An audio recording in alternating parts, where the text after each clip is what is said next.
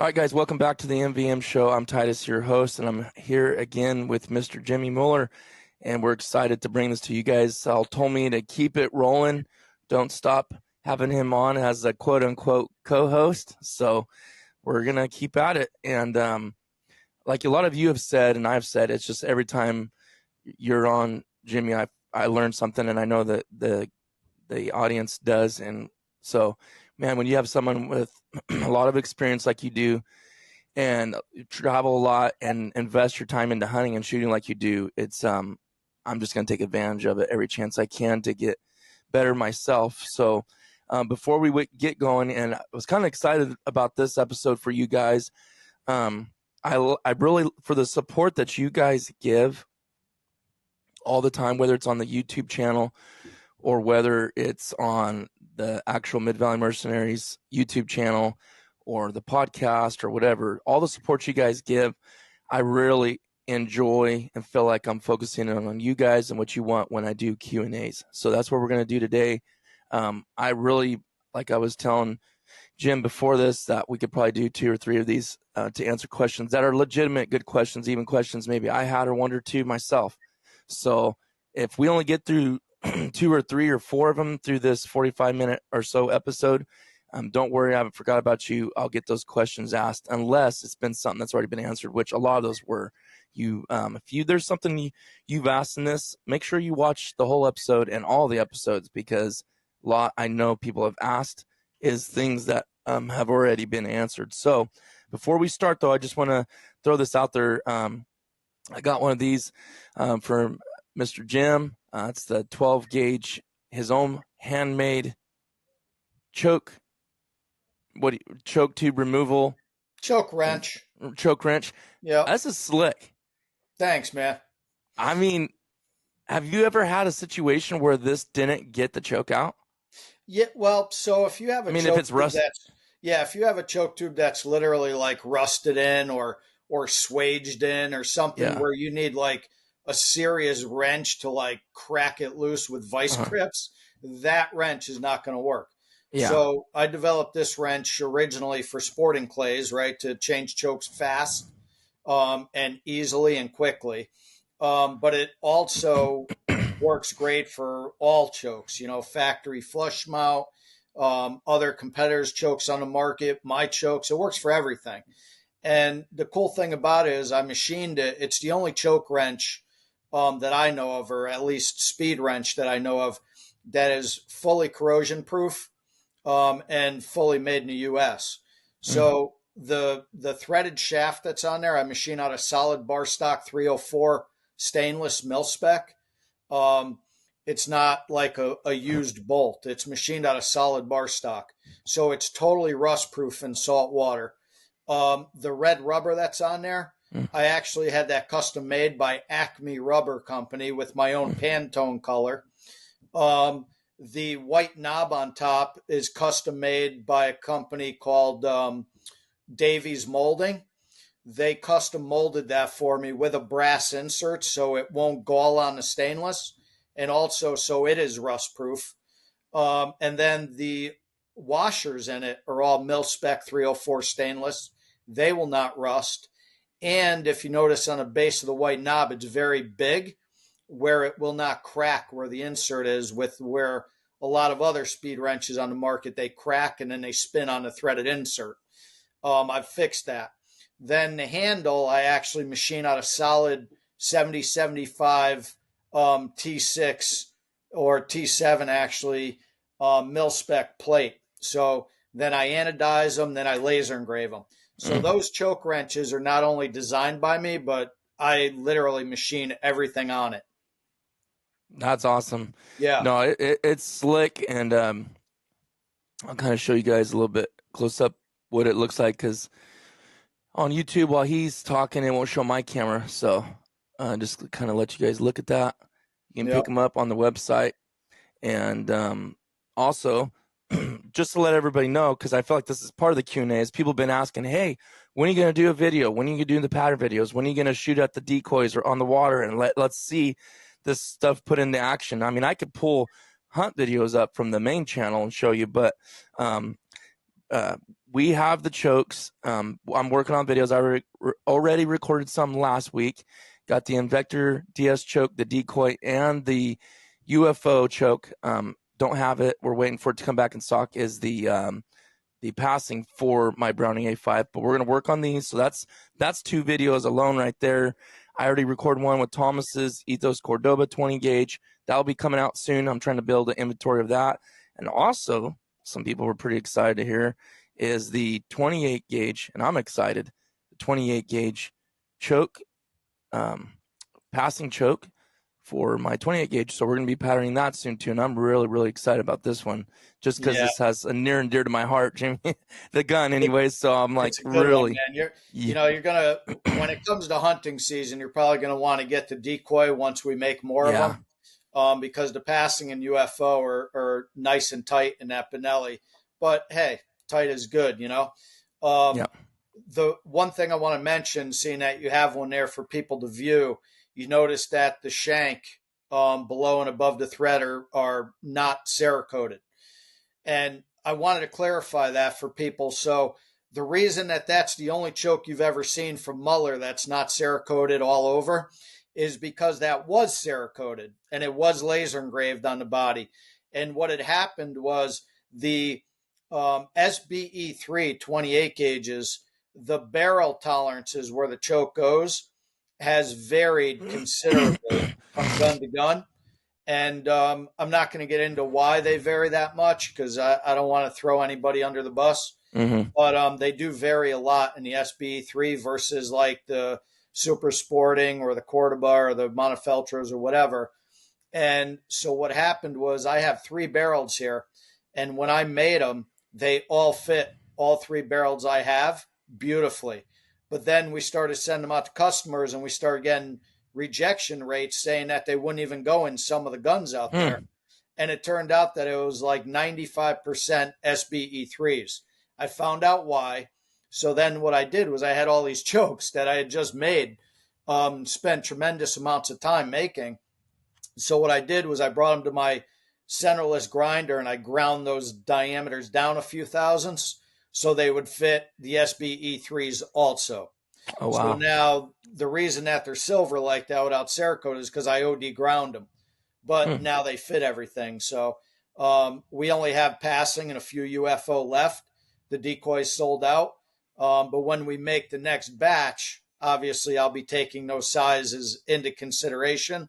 So the new ones or the future ones will be Cerakoted.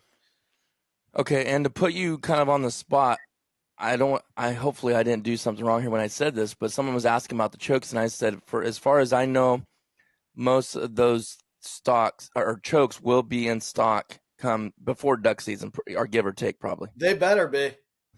Okay, well, there you go, guys. You heard it. That's what the boss says. They better be. So whatever you were told otherwise, they better be, I guess. Yeah. So, I mean, here it is. I mean, basically, listen, our sales are going through the roof, partially thanks to you. And a lot of other reasons, right? Word of mouth, people are experiencing the benefits of Mueller chokes. They're realizing that they actually do what I say. It's not a marketing gimmick. It's not marketing hype. It's not myth, right? So people are excited because their hit to miss ratio is going up, cripple ratio is going down, no limits on ammo. I mean, all these cool things are happening, right? So sales are going up. And what happened was I ended up going on back order on some of the top sellers because my projections weren't big enough, right? By forecasting. So we bought another machine. We've doubled our capacity. We've hired more machinists. So everything's looking great for next season. And what I want people to know is we're really working hard on creating faster and bigger inventory on the top sellers so this doesn't happen anymore, So I'm gonna focus less on the soft sellers or the slow sellers. I'm gonna really focus on the top sellers so that people will get what they want when they need it. And I'm really doing everything I can to have everything ready for next duck season, meaning, September 1st. Right. Perfect. Perfect. And that still gives time. That still gives plenty of time for people to pattern and get everything dialed in that they want to. So.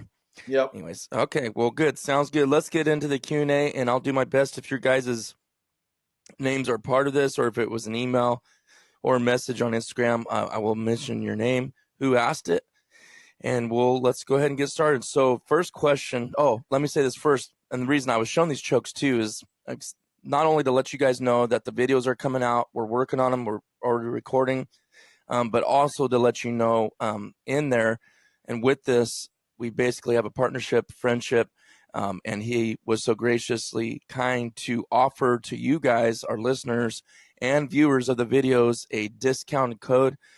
It is MVM 2024. Do all caps on the alphabet, MVM 2024. All one word at checkout, and you'll get a 10% discount. And it's good for us too. Supports the podcast, supports the channel, stuff like that. So we appreciate that. If you're interested in buying one, I highly suggest doing that, and a lot of you have. So let's get started. All right. So from and this is what it says in his email, Doctor. So Dr. Kyle Wallner asked a super simple question, but I know this could get extensive, but we'll just try to, if there's a good breaking point, Jim, wherever you feel like you can cut it off, and we'll go to the next one, but that's up to you. I want to definitely get this information and answer Mr. Wallner. He asked this question: is porting a shotgun barrel effective? So porting a shotgun barrel is not as effective as it would be on a high-pressure, high-powered rifle. Shotguns, unless you're shooting a really heavy load, meaning, like let's say slugs or 3-inch buckshot, where you have a huge amount of back pressure, porting does not help tremendously to the point where it's almost insignificant. Now, furthermore, if porting is done correctly, so if you're doing something like magna porting or pro porting, where the porting is done right next to the rib, almost facing directly upward, you can't face it perfectly upward because the rib is in the way, but they face them pretty good toward the sky. And what that will do is what porting's supposed to do. It forces the gases upward, which in turn forces the muzzle down. Okay, that's why we port barrels. Now, the problem is most shotgun barrels out there, like if you look at a Browning, for example, the porting is on the sides of the barrel. All that does is muzzle blast your buddies in the blind and your dog. It does literally nothing in regards to forcing the muzzle downward, which is why we do it. It's fishing lure effect. The Belgian Browning people call the shots on how the guns are made. You'll never see a Belgian Browning ported, only American Brownings. And the reason that American Brownings are ported is because the Belgian Browning people say that American people like the way it looks, so they buy the guns. So 100% proof that it's fishing lure effect. It looks cool, so you buy it. Sort of like ported chokes, right? Wow. So porting can be helpful if it's done right, like I just spoke about. It has to be facing upward. It has to be done in the right area of the barrel.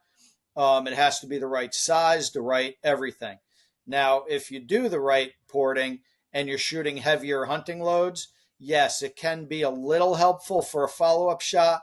But to be honest with you, I've had them, and I've had them on multiple guns. I've had them on multiple gauges, multiple barrel lengths. I've shot all different loads. And to be honest with you, the only time I felt the difference significant enough to actually invest my money in having it done was when I was shooting slugs.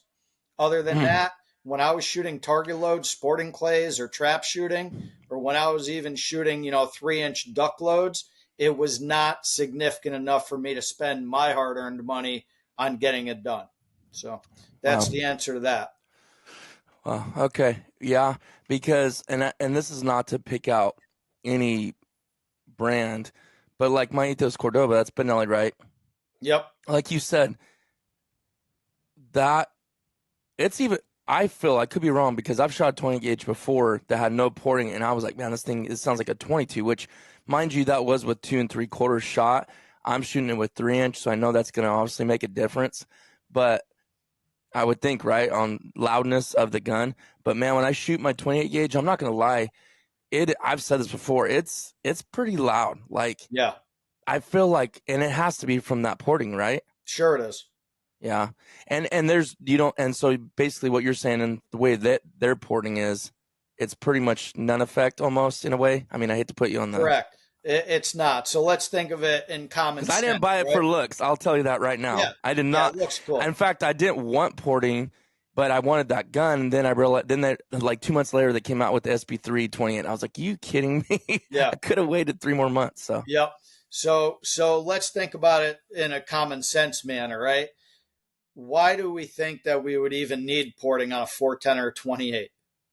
I mean, come on, man, we don't. And the only reason they do it is fishing lure effect. They think it looks cool. And you know what? It looks cool until you shoot a few hundred rounds through it and there's plastic hanging off it. There's carbon all over your freaking barrel. There's carbon all over my shot cam lens. I mean, it's just freaking disgusting. I'm sorry. So, no, I agree. I agree with you. 100%. And that's why it breaks my heart because I love that gun and I love shooting it. But like you said, you really got to be careful with your buddies in the blind. And even myself shooting it, I'm like, my goodness, my ears, that it should not be this loud for this small of a gauge, right? No. But it also opens up the possibility of debris coming out and hitting people. Mm-hmm. Now, I'm not making a claim that it does that, but I assure you, I've had blowback where I got stuff in my eyes. It was not from the action; it was from the porting when the wind was blowing. Mm-hmm. So I'm not interested in porting. Unfortunately, some guns come that way just because they do, and you have no choice. The only choice you have is to buy a different gun. Mm-hmm. But it is what it is. Yeah. Okay, let's go to the next question. This one is from the YouTube MVM Show channel. Question by, let me see here, Nick. Well, at least that's what your name tag is on here. But Nick Walston asked a good question, and I know it's been answered on here, but I thought it was fair to bring it up again to answer his specifically. He said, why do you like number 6 shot when it comes to steel shells? He said, new to duck hunting, and these episodes with Jim are awesome. So thanks for asking that question. Nick. Great question. I'd like to revisit that again. Yep. So basically, I'm a big component. Well, it's just physics, right? Ballistics. Mm-hmm. So the more pellets you have, the less space you have between the pellets, which means you have a higher margin of error in your pattern because it's going to be a bigger usable pattern. And also you're going to have a higher percentage of kill rate because there's so little space between each pellet. Chances are you're going to put pellets into the vitals, meaning the head, the neck, the heart, the lungs of a duck or a bird, right? Or if you're shooting clay targets, same scenario. If you have an on-edge target, you're going to have more of a chance of hitting it if you have more pellets, right? So number 6 shot steel is incredible. It's like throwing a blanket on a bird. Now, the only downside is a number 6 steel pellet does not retain a lot of foot-pounds of energy at distance because steel is light, right? So you have to really understand what your limitations are. And one thing that I always try to teach people that is a myth and a lot of hype and a lot of false claims is that, or false teachings, let's say, by mentors, coaches, ballistics experts, right? Steel shot retains more penetration energy than people have let us think or taught us, okay? And what I mean by that is I want you to sort of learn by yourself. I want you to go out and test it. And until you do it and see it yourself and experience it yourself, all you have is to go by what people spew.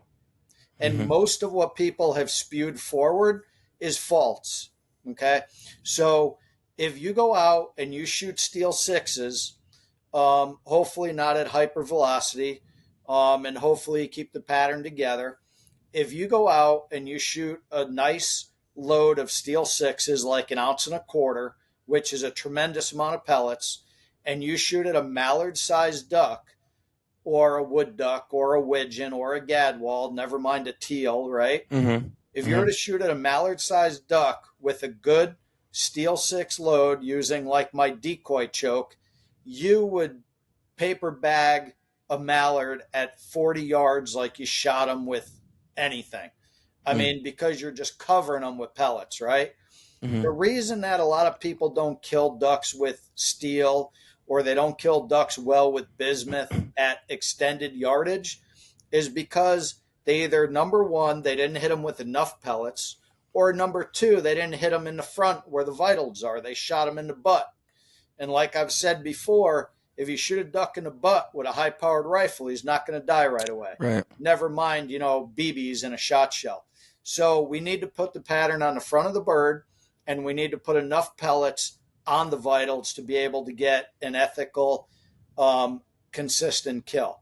And number 6 steel shot will help you do that within reasonable distances. And what I would say within reasonable distances, even though I just said out to 40, for most people, I would say a steel 6 is good out to 35 yards.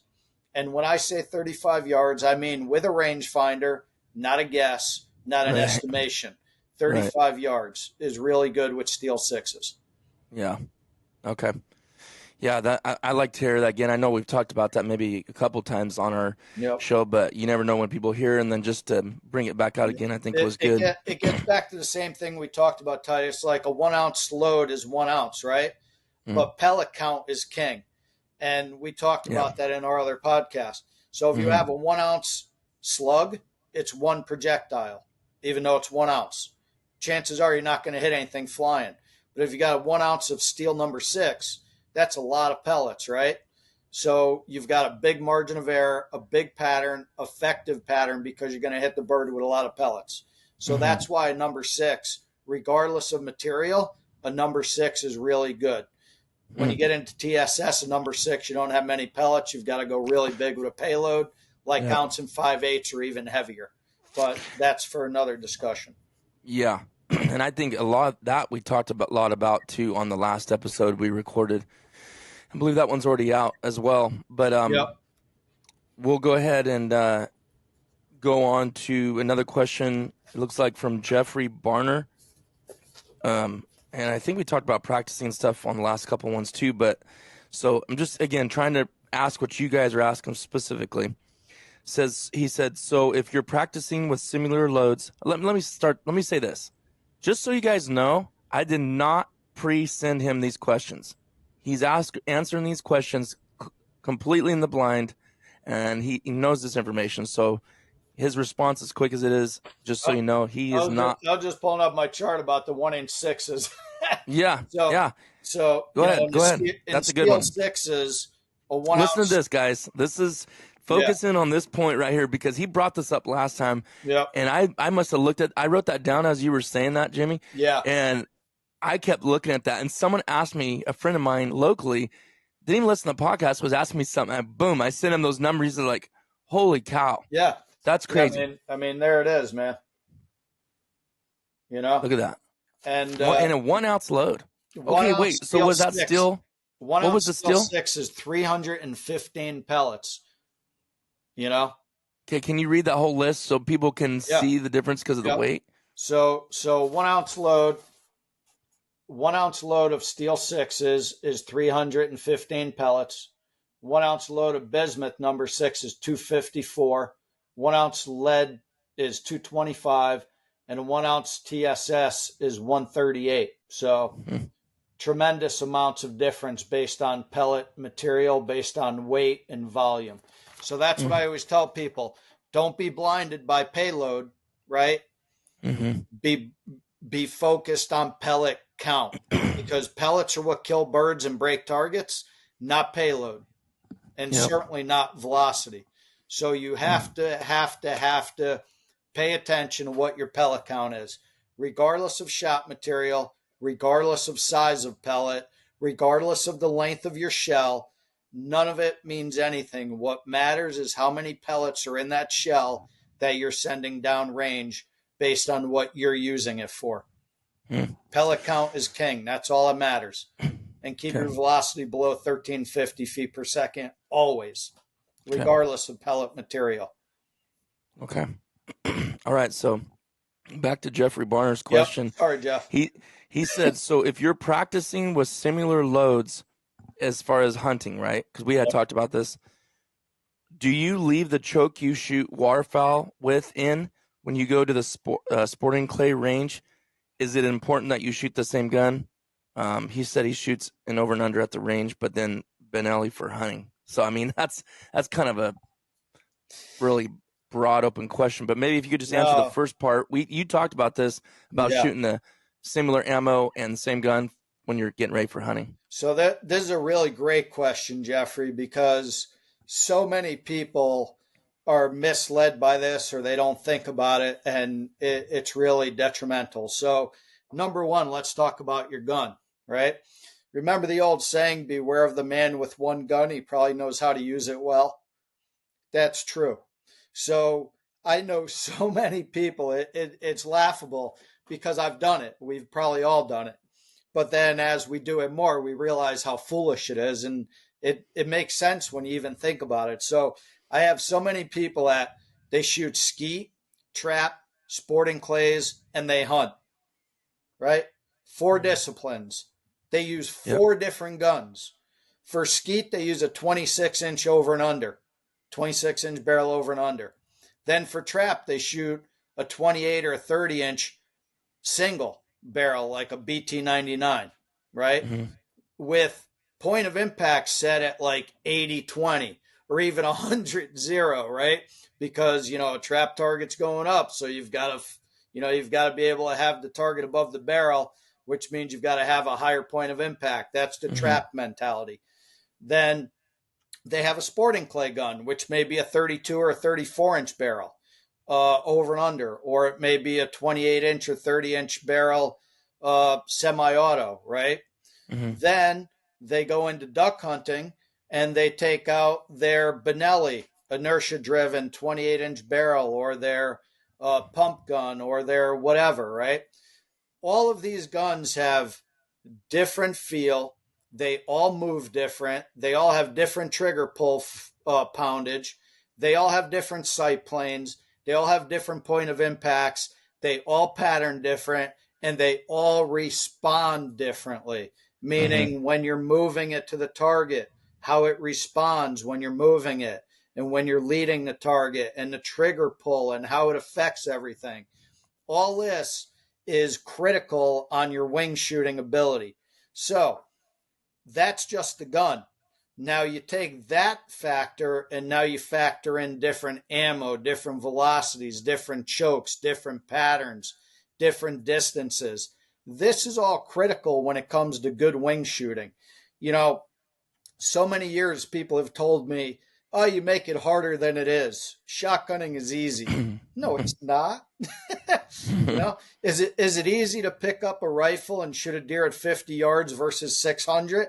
No. It's 2 different worlds, man. Totally. And shotgunning is the same way. You're either going to be able to point and shoot something at 20 yards in the bush, or you're going to be able to shoot a long crossing target at 60 yards. That's 2 totally different skill sets and experience and capability, right? Mm-hmm. So when it comes to guns, try to use one gun for everything. And I know you trap shooters right now are freaking out because, oh my God, I can't use the same gun hunting ducks as I shoot for trap. Well, yes, you can. Of course you can. And why? Because your brain up here, your computer, the 6-inch computer between your ears that does everything, knows exactly what your gun is doing at all times. So if you're shooting trap, skeet, sporting clays, ducks, pheasant, perdies, quail, doves, pigeons, rail, marsh hens, it doesn't matter. Take a gun that you love, that fits you well, that you're comfortable with, that you're confident with, because confidence is key, right? Because our perception is our reality. So get a gun that's reliable, that you love, okay? Doesn't matter how much it costs, what it looks like, I don't care, right? Set it up at 50-50 point of impact, meaning it shoots right where you aim, or right where you look, or right where you point, whatever you want to call it, with a shotgun, right? And practice. And the reason I say that is because if you have a gun that's set up with point of impact 50-50, that means the center of the pattern is exactly where you aim or point the gun, or where you look, right? The reason this is so critical is because the 6 inches between your ears is way better than you can ever be, right? Yeah. So when you're shooting trap, or when you're shooting skeet, or when you're shooting 5-stand or FETASC, or you go out and you shoot a duck coming over you, going over the top of your head from behind, crossing, coming down to the decoys, falling out of the sky to the decoys, going straight up like a teal after you fire a shot. All these things, your brain knows where to put the muzzle if it knows where the gun shoots. But now let's say you take and you go shoot 1,000 rounds in trap with a gun that's set at 80-20, and you have to float the target by this much to hit it. Then you go take your Benelli or your Beretta or your Browning or your Remington 870 that shoots 50-50, and you go out to the duck blind and you have a duck that's going up slightly like a trap target. What do you think you're going to do? You're going to float it like this because you're so used to your trap gun, and you're going to shoot below it, right? So this is why it's so critically important to shoot one gun the most you can at everything. Know it, get used to it, have it become a part of you, like it's an extension of your body, and go shoot everything with it. Because I can assure you, after many years of me shooting many targets and many birds, I've come to realize that the worst thing I can do is shoot different guns. Yeah.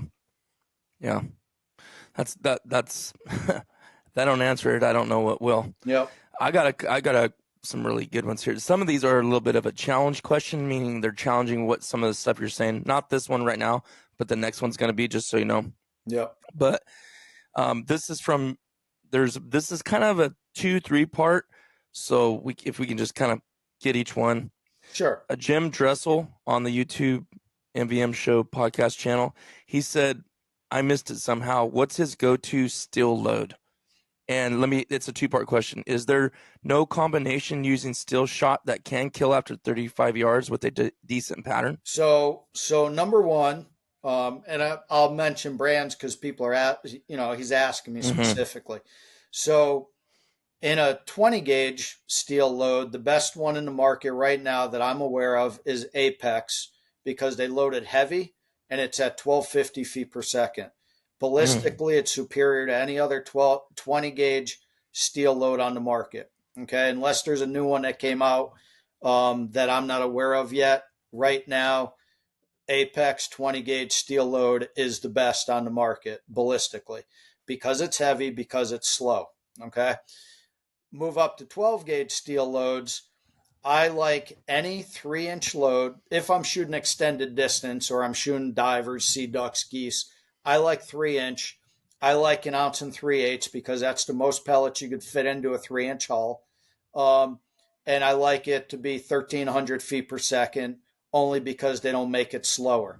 If they made it 1,200 or 1,250, that's what I would shoot, and that's what I would recommend. That's what I hand load for myself, 1,200 to 1,250, regardless of pellet material or pellet size or length of hull. Okay, because that's sort of a sweet spot. All right. So basically, steel shot, 12 gauge, 2 3/4 inch, 1 1/4 ounce, 1275, 1,300.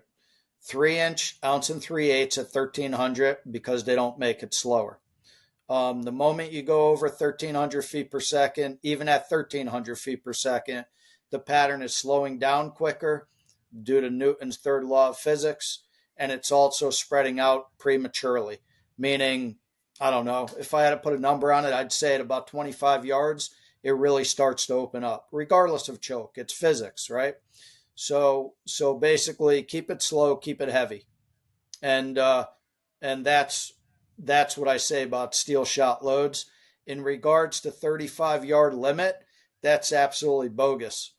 If you take a good 3-inch steel load with 1 3/8 ounces of payload, with the right shot size for the game you're pursuing, with one of my chokes like a decoy or passing, I can paper bag a mallard every shot, every day at 45 yards with a rangefinder, stone dead like you shot him with lead. I've got tons of shot cam videos to prove it, and I've been doing it for years. Yeah, and I know you can after hearing everything we've talked about for so many times, but several hours now. Yep. But that was a great question and a great response. I appreciate that. He had one more question on there at the back end that's totally different that I did want to ask you, because I actually almost forgot about it, that you had talked about it, and I think it was episode 276. Let me see here, just so people can go back and listen if they want. Listen to 276. He was on as a guest. That was a part 4 of the series there we did. But he asked, when is your book coming out? That's awesome, man. So my book should have came out several years ago, right? It was done. I had somebody edit it for me. The person that edited it for me was wonderful. They did such a great job. They tried so hard. They added a lot of material by asking a lot of AA and masterclass sporting clay shooters questions of what they would like to see in my book. And then after all of that editing went in and all those questions got put in and answered, my book became 3 books. And then what happened was it didn't flow right like it originally did when I wrote it. So then that set me back like a couple years trying to organize it so it flowed right. Now that my one book went to like 3 books in one, then it got very overwhelming for me, and I just couldn't make it flow the way I wanted any longer, because now the book that I created became more than what I created. And I just sort of put it on the back burner. So, I had a lot of things going on in my life. So basically it got pushed back. And then when I revisited it, I realized, hey, this one book cannot be 3 books in one. It has to be multiple books. So then I went back to my original plan with my original writings and made it again into one book. I designed an amazing cover. My wife helped me with that. I'm very happy with the cover. It's beautiful. Now it's all ready to be printed. The problem is I need to find somebody to be able to type it in the proper format so it can go to print. So the reason that it's not out yet is because of that. So when will it be out? I don't know. Okay. Well, we're looking forward to that, and I would say this is definitely going to be one of the first places you'll hear about it for sure, because I'll be putting it out there, and I cannot wait to get that. That's one of those books I feel like is going to be, I'm going to have a yellow and an orange and a blue highlighter. Yeah, man. Going through that, making notes. So yeah, it's how many pages do you think that's going to be? The first book is going to be probably around 200. Okay. And then there's going to be books after that go into other things. Okay, cool. So, awesome.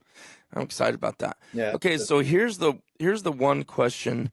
And I'm sorry, I forgot to get this clear before we're live recording, but you had an appointment at 1:30, correct? Your time? I'm okay. I just need to end at about 1:30, 1:45. Okay, perfect. Not anything rushed. It's not a written in stone appointment. I just need to be somewhere. Yeah, and, yeah. I do too, technically. So. Yep. Thank you. All right. Okay. Here we go. Well, I had it here pulled up. Let's see here. Okay, here we go. This is from Connor on, again, the YouTube channel. And I'm not sure, he doesn't have a last name, and I'm not sure, I haven't recognized this name before, but I'm sure they've commented before. But anyways, this is what they say. So it's a long one, Jimmy, just so you know. That's all right. Absolutely love this series. I have learned so much, and it is hard to dismiss what the industry and other hunters have been saying for years. It would be nice to have links attached to the video that show the test results that Mr. Mueller states. But this is where he starts going. He says, one thing that immediately was brought to my attention was how he tailor fits each choke for each shotgun model on the market. I find this to be a little bit of a stretch. And this is not the first time a couple people have said this. I know you already have an answer for this because we've talked about this before, but just putting listeners' thoughts in here, okay? That's good. This is especially evident when looking at Mr. Mueller's website. For context, I shoot an original Benelli SBE that has a mobile choke. When going onto his website, I see that he has these available. What is puzzling is that there isn't a section where you can get a mobile choke and then select what firearm you want to have tailored for it. That this part seems a little far-fetched, but everything else is on par. So how would you respond to that? So I think what he's asking is, so I have the mobile choke system, right? Mm-hmm. Many guns take the Beretta mobile choke system, including his original Benelli SBE1. right? So I think what he's asking is, if I tailor made these chokes specifically with gun specific patterning geometry for each gun individually, why don't I list like different mobile chokes based on the gun that mobile choke is going into? I'm assuming that's what he's asking. So let me clarify this. So basically, when I went and tested all the different guns, and I took the chokes out of all these guns, and I shot them on paper, on mud, on water, on live birds, on clay targets with no choke and then with choke. And then I found that they all shoot differently with no choke at all. And they all like different geometry inside the choke for that particular gun. What I also learned was that all of the guns that take a specific choke system, if the bore diameter is the same within reason, meaning this. So if you take a Benelli SBE1, a Beretta 303, Beretta 390, Beretta 391 Eureka, SBE, the SBE1, an M4, I think it is, or an M2. I mean, whatever it takes, the Benelli standard choke or the Benelli or the Beretta mobile choke, if you take the chokes out of all of those 719 to 722 bore guns, they all pattern so close to each other and so similar, you nor anybody else will ever see a difference or experience a difference. So when I took that choke system and I created my GSPG, which is my gun specific patterning geometry for all these different guns, all the different guns that take that choke system that have that bore diameter pattern very consistent to each other. So there's no need to make micromanaging on the geometries or the constrictions for those different guns that take that same choke system. Now, where it can be different is where circumstances come into play where you should not be using that choke in the gun.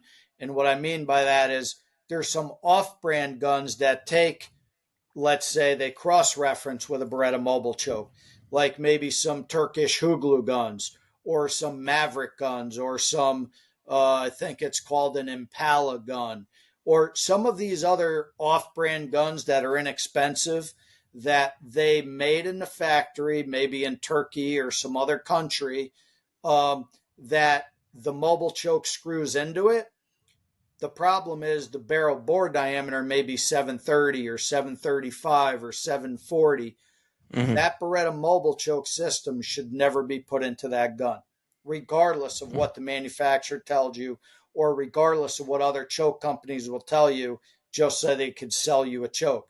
Because what happens is if you take a Beretta mobile choke that was machined to go into a 720, 724 bore barrel, and you put into a 735 barrel or a 740 barrel, the back of that choke tube could actually obstruct the barrel bore diameter. You could shoot the back of the choke, peel the choke, and bulge the barrel. Okay? Okay. Let's say that doesn't happen. Let's say that the opening of the choke is big enough to allow the shot to go into it safely. The problem is the geometry inside the choke tube and the exit diameter of that choke tube and all the geometries that are put into the choke tube to give it that gun-specific pattern geometry for the best patterns possible out of that gun just went out the window because it's all no good. Gotcha. Okay. So that's why it's important to understand what gun you're buying, what barrel bore diameter it is. It's important for you to know, as the gun owner, has that barrel been backbored or overbored aftermarket by a company that does barrel work, especially if you've bought the gun used. These are all really critical things that you as the gun owner need to be responsible, because it's a firearm, to understand that firearm inside and out. It's not my job to do that for you, and it's your job to be safe with a firearm and learn that about it. Right. Okay, these are going to be a couple compliments, basically. I could read them for days, but I won't. I'll just throw a couple in there. This compliment might even make you want to respond to it in a way like to add something to it, and you'll see once I read it. Okay, so this is from Robert Mueller, I believe. It says, videos like this are great. Again, this is the podcast video episode, I think maybe part 6. It says, here is someone who has done tens of years of testing, is willing to share everything he's learned, never taking information or knowledge personal. Use it, learn from it. It's like this in the bow hunting world too, heavy versus light arrows. Just be grateful that someone is willing to help you be a better shooter, archer, or hunter.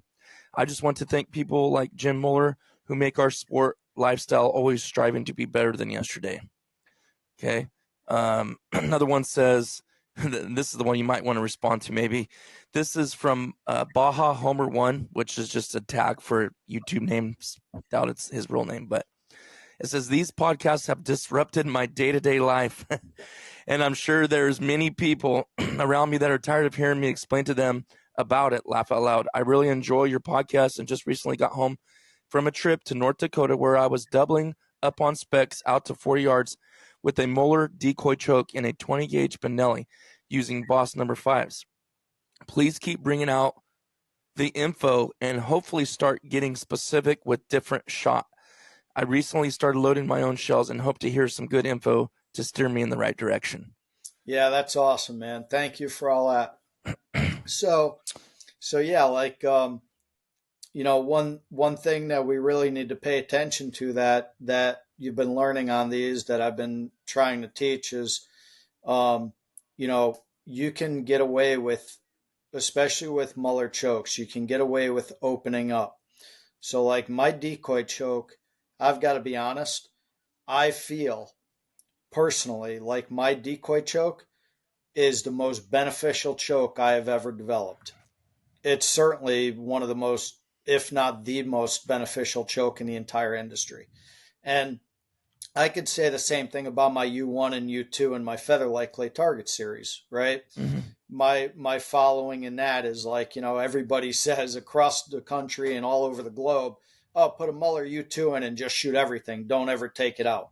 And, that's true to a point. But the problem is you're still going to be handicapping yourself on targets that are inside 30 yards or inside 25, let's say. Well, with the decoy choke, my decoy choke is comparable to what would be my U1.5 or my U1.5. So my decoy choke, I created that for hunting loads specifically, meaning steel, then for bismuth, then for TSS, and then before that, heavy shot, Spheros 15, heavy 13. I mean, all these different things, right, that came out. Tungsten iron, tungsten matrix, tungsten polymer, right? So originally I developed it for steel shot and then bismuth and of course lead, right?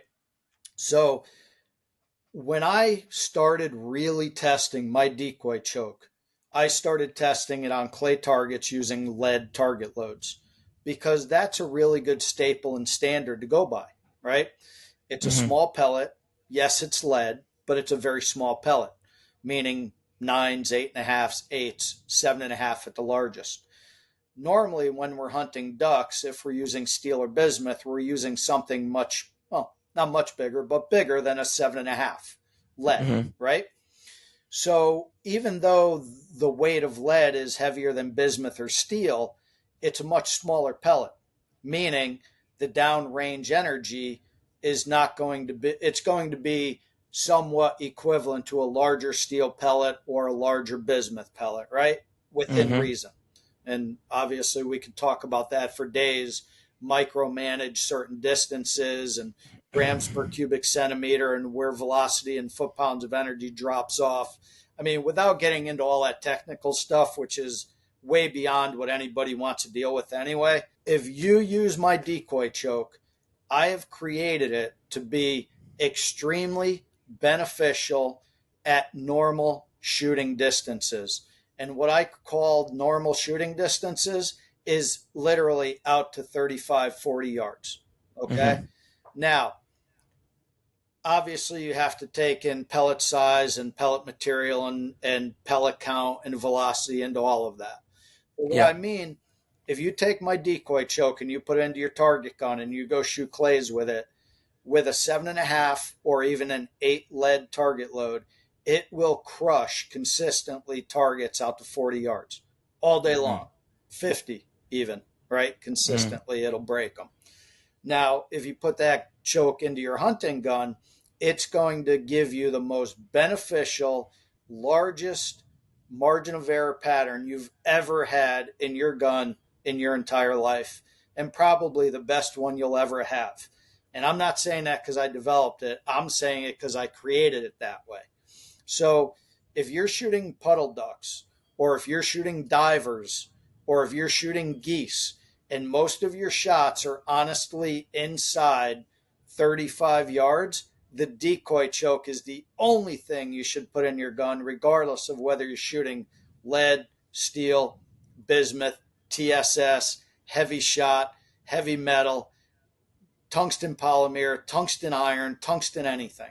The decoy choke is what you should be shooting.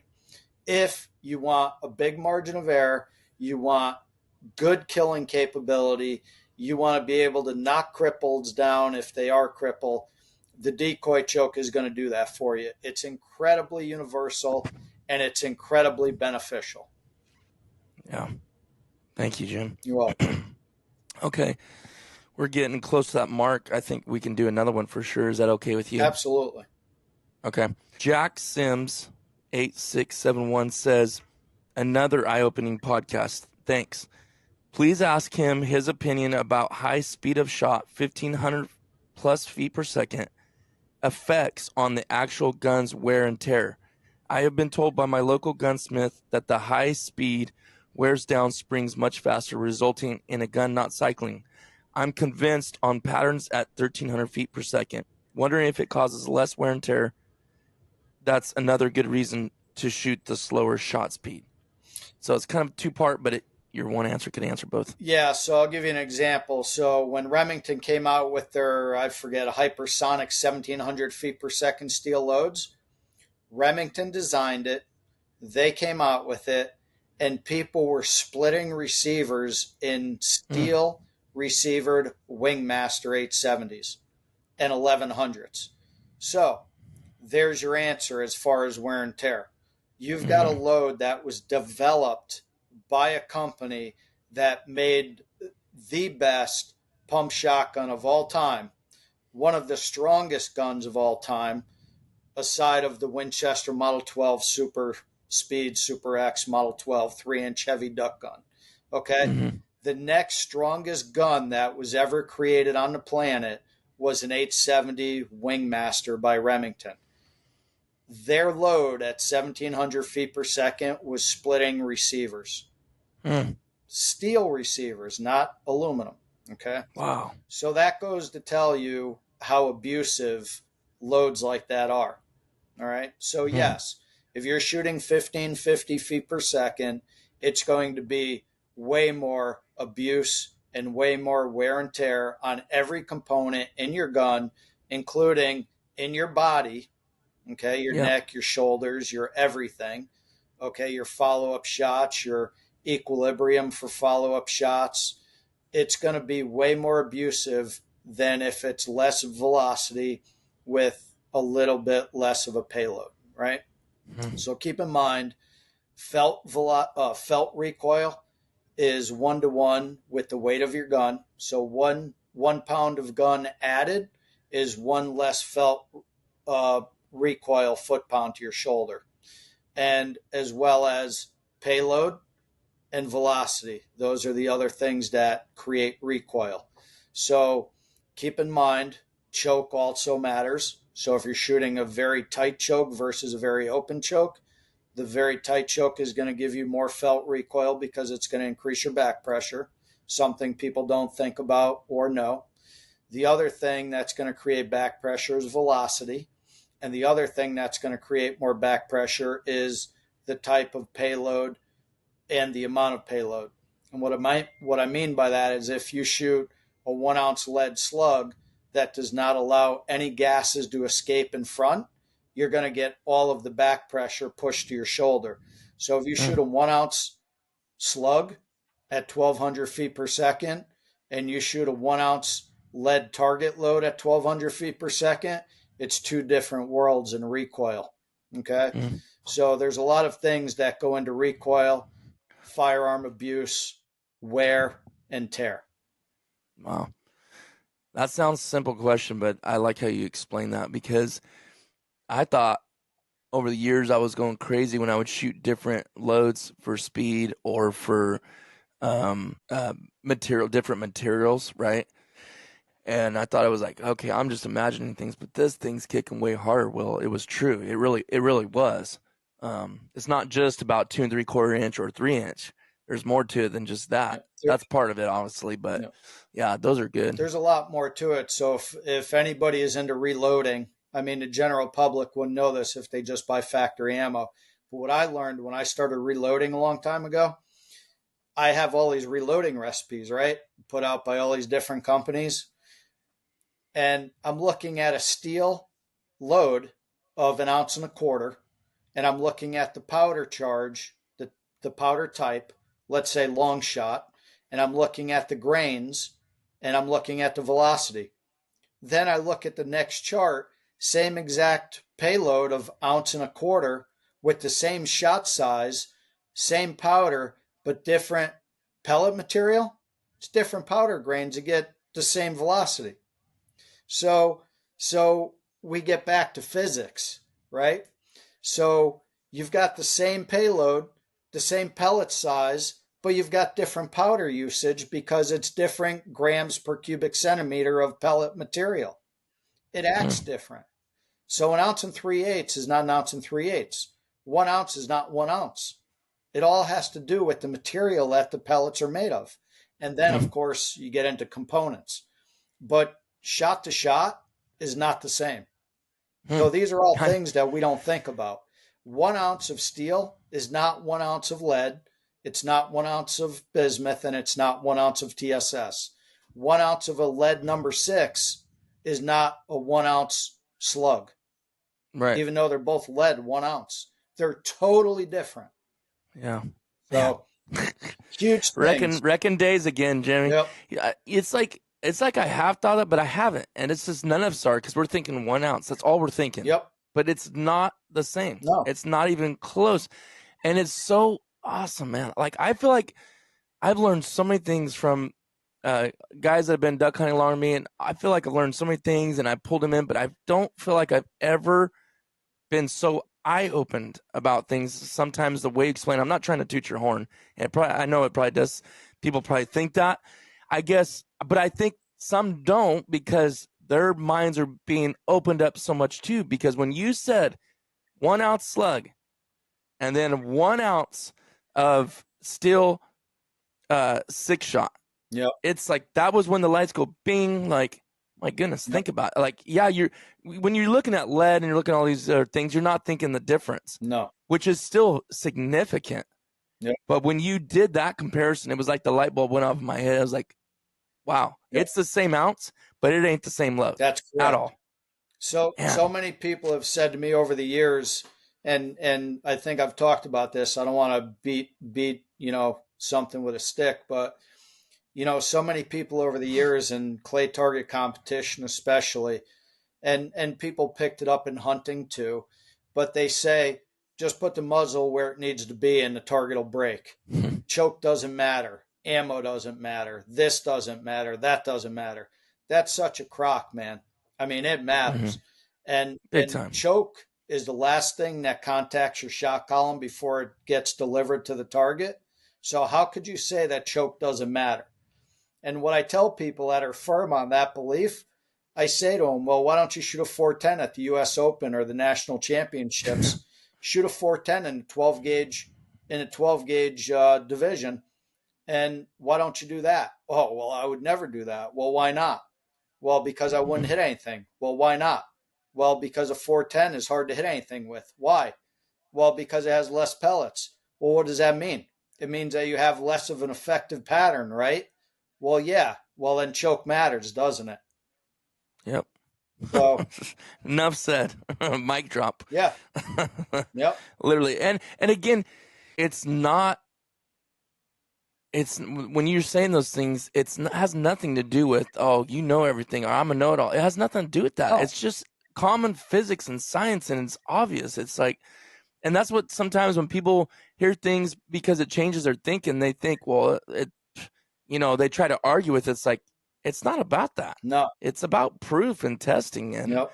physics and all that. So that's why I love when people ask questions, because I want to be able to teach them, mm-hmm. and of course I'm not going to be right about everything, obviously. No. Never. No. But with my experience, I've learned a tremendous amount.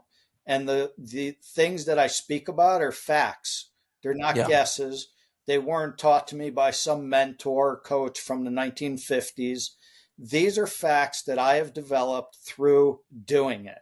And these are the things that I teach, are things that I have learned through experience. Not hearsay, not rumors, not marketing. It's fact. Mm-hmm. And that's why I teach it, because so much of the information out there that's been spewed is false. And we don't know any better, so we listen to it and we do it because we believe it, especially when we have people that we look up to telling us. We think that they know because they've done it. Well, the fact is, a lot of people just talk about it because they've heard it. And the people that they heard it from somebody else. It's not because they did it. It's not because they proved it otherwise. It's just that they've spewed information forward. But unfortunately, the information that's been spewed forward was false to begin with. And we're still living by it. And this is what I'm trying to disprove and teach people about. Yep. And actually, after this one's done, now we're basically wrap this one up. We're definitely going to have to do a lot more of these because I feel like these are going to be a big hit. I really do. And I think it brings up good points. And yeah, it is kind of rapid fire and we're bouncing, but there's a lot of stuff. This is going to be good. Yep. I already know it is. So. The reason we bounce around a lot, and you'll catch me going off course sometimes, is because I need to go off course to come all the way back around full circle to explain it fully. So some things are not easily explained. They need to be explained in another way so the light bulb goes on, so you actually understand where I'm coming from and why I'm saying what I say. Right. And we're asking totally different categories of questions. So anyways, all right. Well, thank you again for sharing with us and trying to help us. And thank you everybody for listening, and thank you for your questions. And I can encourage you, if you don't already subscribe to the YouTube channel, the MVM Show podcast channel. If you want to be heard, if you want to get some questions answered, that's the place to do it. Emails are okay, and I did pull some from that, but it definitely, for me, for my sake of time, it is better to go in there and do that. And I don't think you even have to subscribe if you don't want to, but you can ask your questions in there, and I do like them because a lot of these I wanted answers to too. So different people's thoughts and processes of what they're thinking translates to what a lot of us probably are thinking. So thank you again for coming on. You're very welcome. And sharing with us. Thank you. I appreciate it. And we're in the works. Some people are like, man, that'd be cool if you went back there and hunted together and did some stuff. And I was like, well, prepare yourself, because we're in the works of making that happen. That's definitely up high on my list, and already trying to make plans right now for it this coming season. So and it'll make for some really good times and some eye-opening moments and some good filming. Yeah, for sure. I get all giddy thinking about it. We're going to shoot multiple guns. We're going to shoot steel. We're going to shoot bismuth. We're going to shoot TSS. And we're going to shoot from, 15 yards out to 100. And we're going to show you what it does. Okay. Awesome. Looking forward to it. Thank you again. And we'll see you guys on the next one. Awesome.